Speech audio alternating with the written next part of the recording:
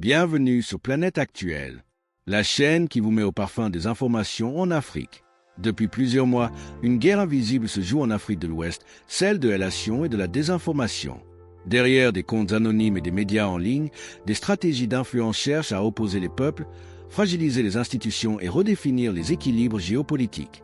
Les pays de l'Alliance des États du Sahel sont au cœur de cette bataille, tout comme leurs voisins. Mais qui manipulent réellement l'opinion? Qui est derrière ces campagnes coordonnées? Et dans quel but? Dans ce discours, vous allez découvrir les dessous d'un affrontement numérique aux conséquences bien réelles sur la stabilité régionale. Like, abonne-toi et active la cloche de notification pour ne rien rater. Merci de rester en notre compagnie. Depuis fin 2025, un écosystème de faux comptes d'actualité mène des opérations de désinformation contre les pays de l'Alliance des États du Sahel et la présence russe au Sahel. Samir, ce réseau de désinformation récemment constitué gagne en influence et en visibilité. Madame, la première des choses, c'est que la désinformation constitue une des principales préoccupations de nos démocraties aujourd'hui. Ce n'est pas une particularité pour les États de l'AES. C'est une préoccupation pour nos démocraties. Même au Togo, ici, nous en subissons régulièrement.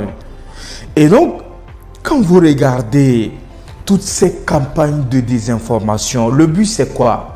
C'est de déformer la réalité, moyennant des contenus manipulés et d'éroder la stabilité des États et de leurs institutions.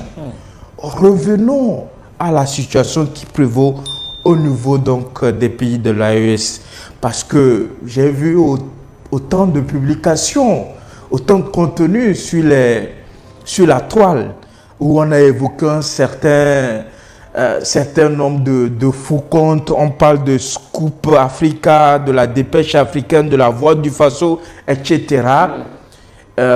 Qui ont passé donc des mois à véhiculer des messages dans le but de déstabiliser, je dirais ça simplement comme ça, de déstabiliser les institutions démocratiquement constituées et par conséquent la sécurité nationale donc des pays de l'AES.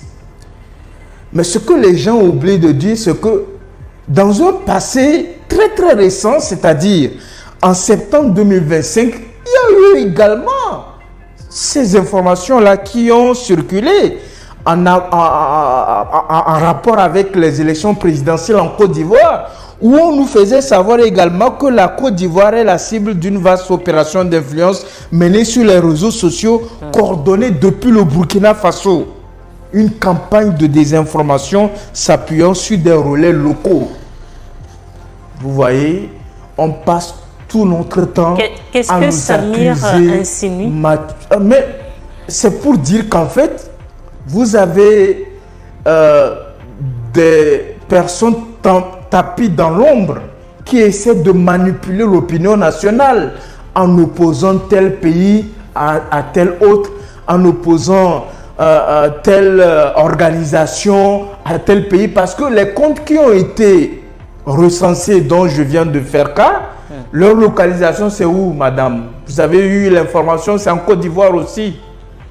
Ceux qui ont fait l'enquête là, RFI et consorts là, ils ont dit que la localisation de ces comptes là, Scoop Africa, la Dépêche africaine et tout cela, c'est en Côte d'Ivoire. Qu'est-ce qu'ils essaient de faire? C'est d'opposer la Côte d'Ivoire au pays de l'AES. Pourtant, le Burkina Faso a une frontière commune avec la Côte d'Ivoire. Mais comment nous voulons que nos pays s'intègrent? Comment nous voulons lutter efficacement contre le terrorisme? On sait que ces faux comptes sont basés, on présume, en Côte d'Ivoire. Non, ce sont les résultats de leur enquête. Qui se cachent derrière ces faux comptes? Mais pour eux, ce sont les personnes qui sont recrutées par le pays où ces comptes-là existent. Vous comprenez, c'est ça un peu le problème. On essaie d'opposer donc deux pays, je ne sais pas pour quel but véritablement.